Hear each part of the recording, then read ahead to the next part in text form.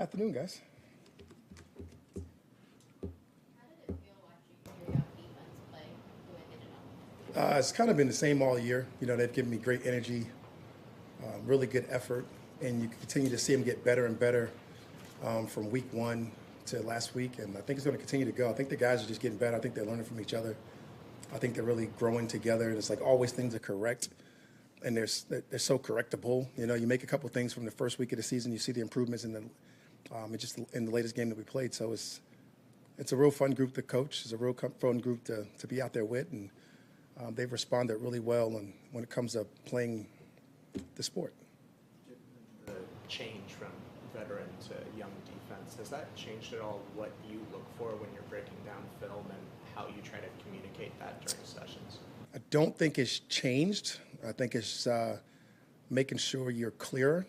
Your thoughts are more slowed down to tailor to your audience and to what you're talking about and to what you're trying to get better. You leave nothing up for assumptions. Coaches don't tend to do that anyway, but, you probably do a little bit more so with the younger group just because you're so conscientious of what they could miss.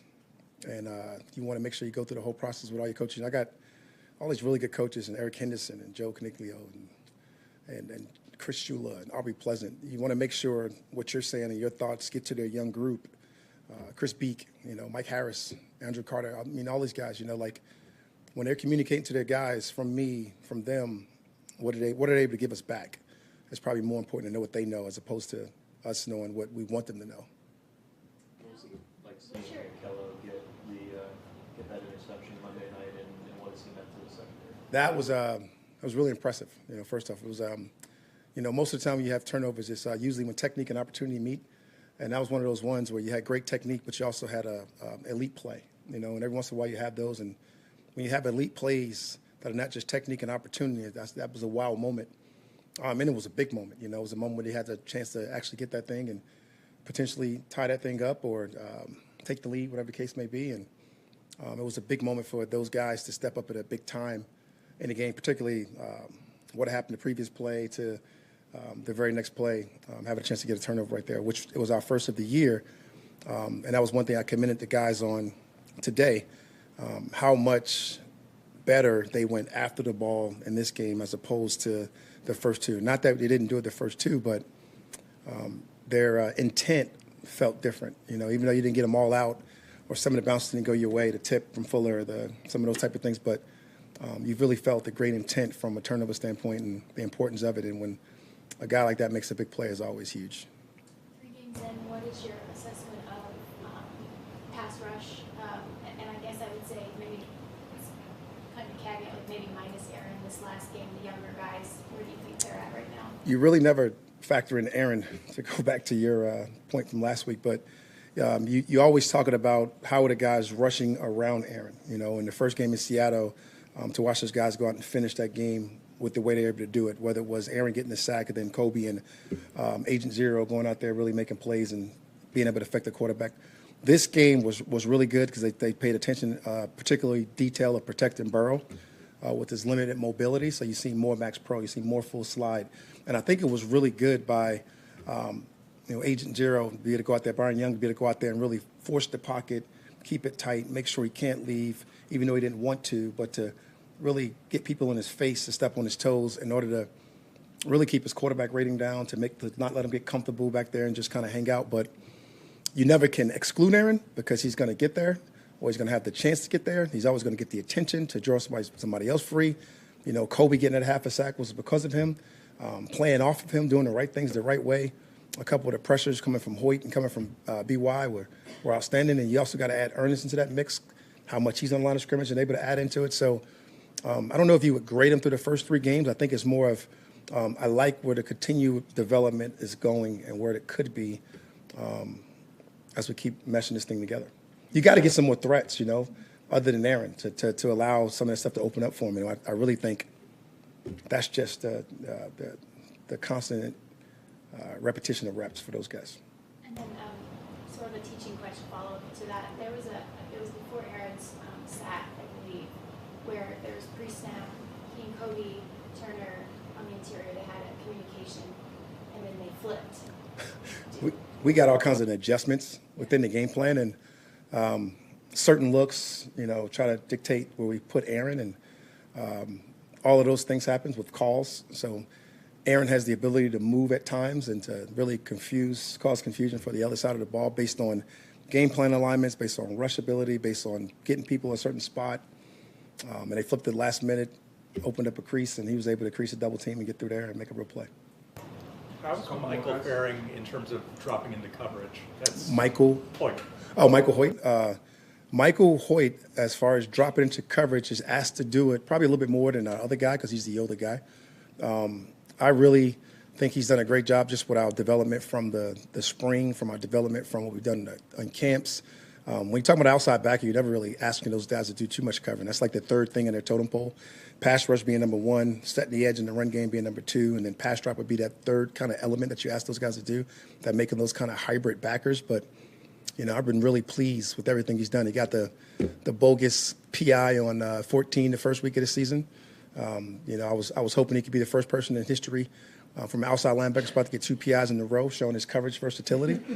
The following week, he was not able to do that. He was able to go out there and make a few plays. So, I've been really fired up and pleased with what he's been able to do. It's not asked a lot to do, but, when you cover guys to the flats, you have to play some areas within the defense, within the framework of the body of what we're trying to do, I think is really good.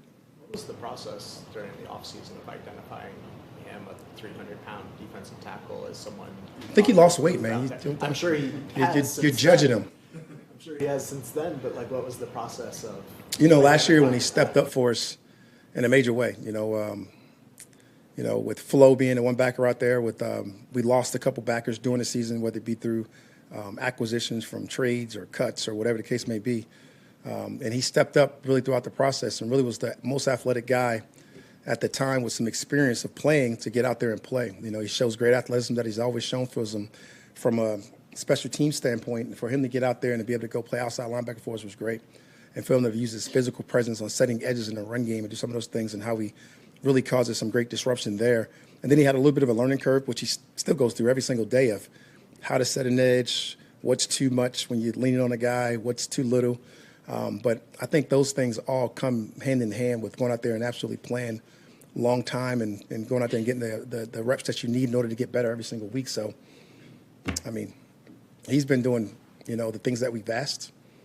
He's done a really good job. So, all those guys, that whole room. And Joe's doing just such a wonderful job with those guys and coaching them, getting ready to go out there and compete at a high level. All set? So, oh, man, it's every Wednesday. You guys get it?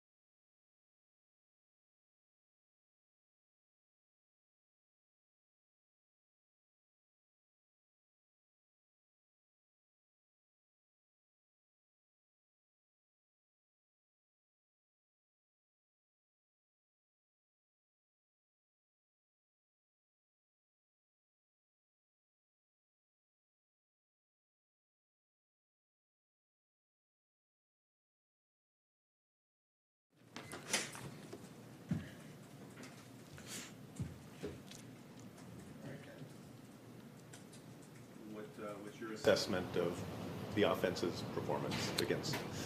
Yeah, overall, obviously not good enough. A lot of credit to them. It really is a good defense, like we talked about. I mean, that's not just coach speak. Lou and the crew do a great job. They got good players. They've been in that system for a while. But for us, it was just really situational ball, which was kind of the opposite of the first 2 weeks, where we were really good on third down, really good in the red zone, and we just flipped script.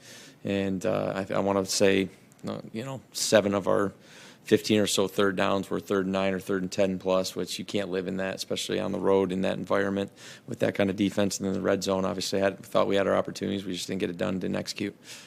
How involved are you when there's potential go situation on like a 4th down or potential 2-point decision making?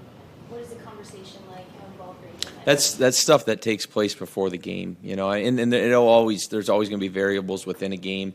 How's the defense playing? All that kind of stuff. What's variables? So that those conversations are always going to take place before the game, so exactly, hey, when it comes to this situation, what are our 2 calls, or what is the call that we want to go to, and where are we going to activate it? And then obviously when it's about to happen, you got just not myself and Sean, but there's numerous people that are involved with it in terms of making sure the communication's right and we get the call in at the appropriate time, and we go with our plan.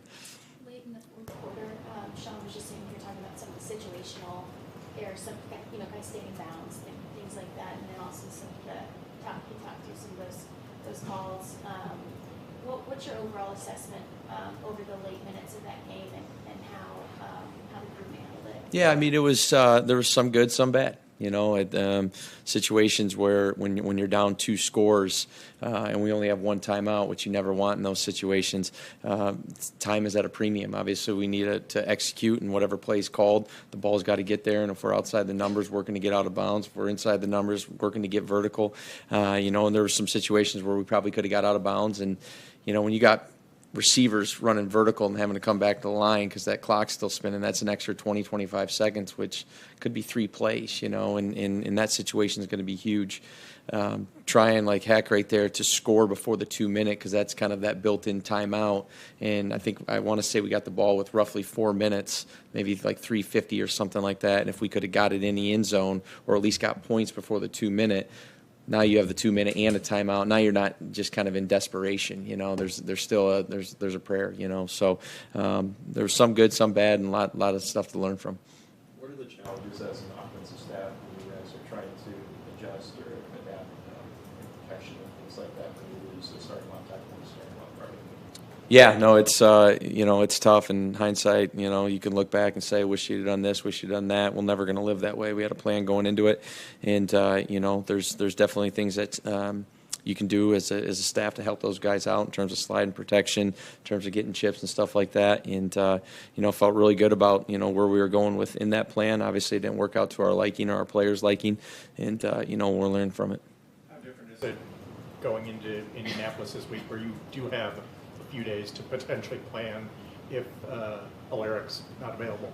Yeah, I mean, it's like you just said, you go, I mean, injuries are inevitable. They're going to happen. You got, your guys up to that are going to supplement those guys and sub in for those guys if those things happen. We'll see what, it's going to take place Sunday. You never know with the injury report. You never know within the week what's going to happen with your guys. So, we'll practice the way that we think it's going to unfold on Sunday. There'll be variables within walkthrough and some of the practice, to make sure that guys are getting their opportunities, that when their number's called on Sunday, they're prepared. First drive after halftime, you have that screen pass over to the flat where Steve has to come out and block a cornerback one-on-one. Like, what is the degree of that difficulty for him in that position, open field? That's a tough one. I thought their nickel did an incredible job, recognizing that and working to go make a play. I mean, he's a vet. He recognizes stuff. I thought from both sides it was really good execution, honestly.